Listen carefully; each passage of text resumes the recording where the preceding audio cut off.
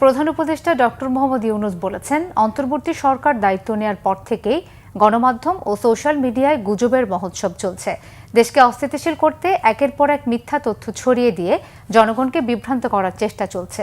এই গুজব ও মিথ্যা তথ্যের প্রচারণা রোধে জাতিসংঘ মহাসচিব সহযোগিতা করবেন বলে আশ্বাস দিয়েছেন বলেও জানান প্রধান উপদেষ্টা। জাতির উদ্দেশ্যে ভাষণে এসব কথা বলেন ডক্টর ইউনূস। জুলাই অভ্যুত্থানের প্রথম পর্ব সফলভাবে সমাপ্ত হয়েছে। প্রথম পর্বের সমাপ্তির মধ্য দিয়ে অভ্যুত্থানের দ্বিতীয় পর্ব শুরু হলো।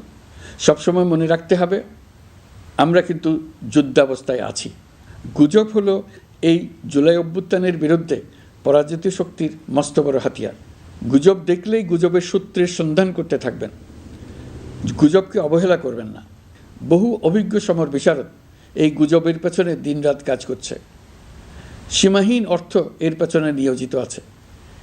এর মূল লক্ষ্য জুলাই অভ্যুত্থানকে ব্যর্থ করা।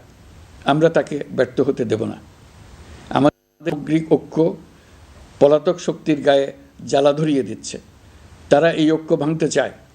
তাদের অভিনব কৌশল আপনি টেরই পাবেন না।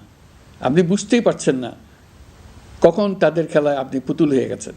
আমাদের সচেতনতা এবং সামগ্রিক ঐক্য দিয়েই এই গুজবকে রুখতে হবে। পলাতক অপশক্তির ষড়যন্ত্রকে ব্যর্থ করে দিতে হবে।